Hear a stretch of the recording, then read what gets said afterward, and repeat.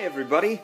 I'm so sorry that I haven't made any videos in the last 2 or 3 days, but I'm going to catch you all up right now, starting with Sunday. So Sunday, I had my lifeguard testing out. So like I said, all over that weekend, I basically did all sorts of lifeguarding stuff. So on Sunday, they had me. First thing in the morning, they had us practice and review CPR real quick, which was good. And then after that, they had us do the written test, basically checking to see if we knew basic first aid, like all different kinds of the terminology used for lifeguarding, and just really simple things. And they were also doing CPR testing at the same time as the written test. And I passed both, so it was fine. My only real slip-up, and it really wasn't technically a slip-up, is we are required by Disney protocol that we have to wear gloves if we are going to touch someone, unless we're in water. So it doesn't matter if they're choking and they are fully clothed, we have to put on gloves before we can help them. So for me, when I had to help a choking infant, it took me about 25 seconds to put on my gloves. And when I finally got my gloves on and grabbed the baby, the instructor just looked at me and went, "It's been 25 seconds. He's passed out now." And so, which is fine. It's way easier to work on a passed out baby. Okay, so I passed those two things, not a problem. Then my team and I met during lunch, and we got time to practice for an hour for backboarding and spinals.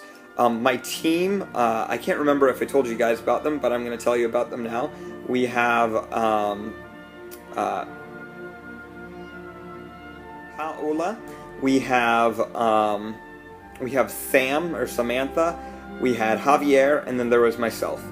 And we all did very, very well, practicing and everything. So when we actually came time to do the test, we did phenomenal. We had probably one of the hardest scenarios.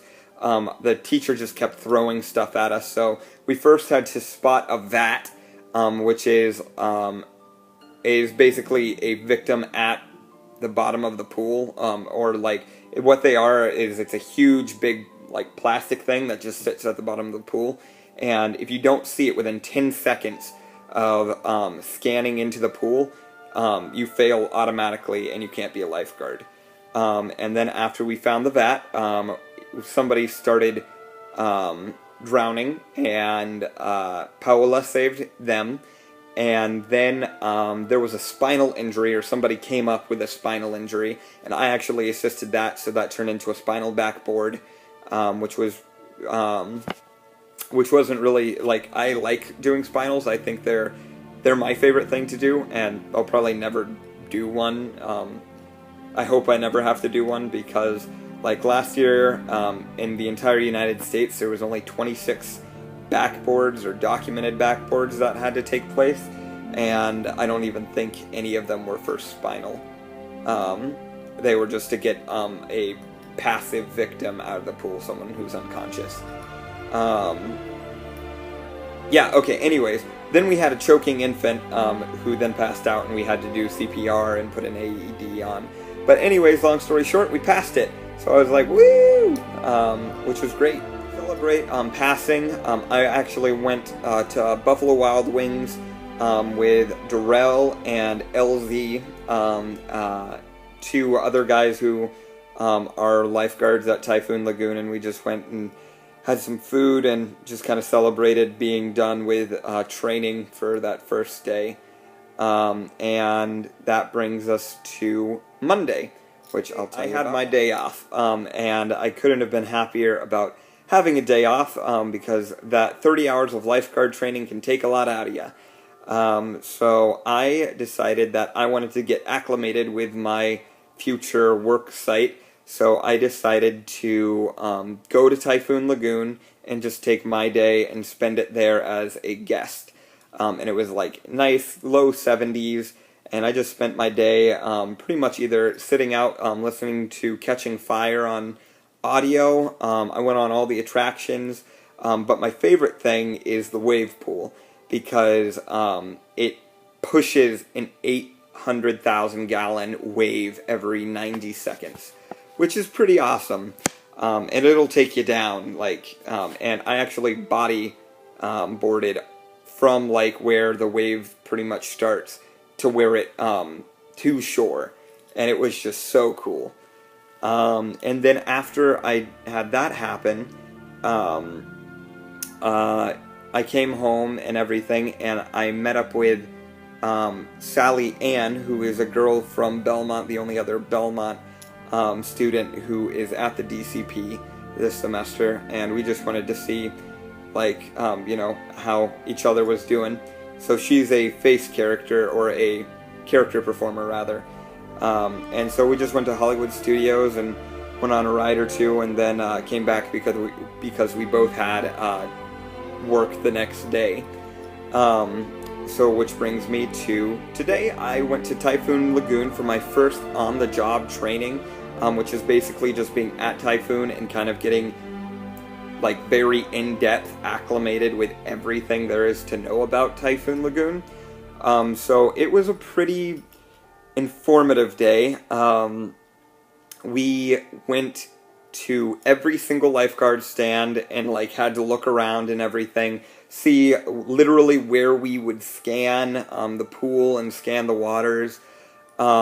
We learned where every single backboard is, where every single AED is, every trauma bag, 4-H bag, where concessions are, just about everything you can think of, we pretty much talked about. So in the morning, we had to read we have to read massive legal documents, basically detailing in legal talk what each ride or attraction has, and what we should expect there, and what's the protocol there for lightning or anything. Lightning, shooing ducks, what to do if there's a dead animal in the water, what to do if there's a dead raccoon in the water, because apparently, according to the legal documents, that is two different things. Dead animal in the water and dead raccoon, not the same. You have to treat it differently. And by what it said in the legal document, the only thing you do differently about a dead raccoon in the pool is you are allowed to answer questions to guests about why there's a dead raccoon in the pool. So it doesn't make sense.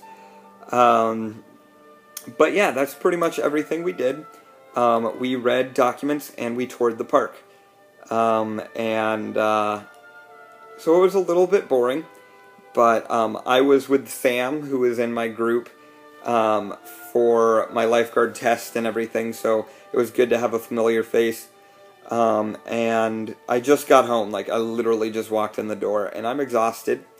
So I'm probably going to make some dinner, probably going to have a Mexican pizza, because that sounds really good. Might play some Age of Empires, and then I'm going to sleep, because I'm tired. I have work tomorrow, and hopefully I'll get you guys another video tomorrow.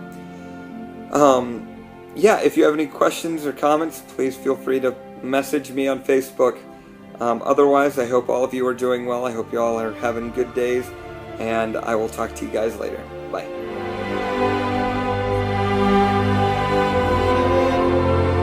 I almost forgot. One last thing. So somebody did message me and ask me a question about Disney, and I have an answer for them. So this question comes from Derek Kelly, and he asked if it is true that there is an island in Disney World that is infested with snakes. Now, that is not necessarily true. There is an abandoned island right next to Magic Kingdom. I can't remember the name of it right now, but it is forbidden to go to. You can't get there by any means, I think, except for swimming or by boat. And a group of photographers did go there a few years back, and they found baby vultures, and supposedly there's alligators there, and very well could be snakes. Disney now has said that if you are ever to go there, I think it was called like the Wilderness Lodge or something like that. But Disney has said if you are ever to go there, like to anyone, not just like cast members, or if anyone is to ever go there, they will be sued by Disney, and they will be forbidden from all Disney property for life. So yeah, it's kind of true. It may not be an island infested with snakes, but it is an island that is inhabited by a bunch of animals that are not necessarily friendly. Okay, bye.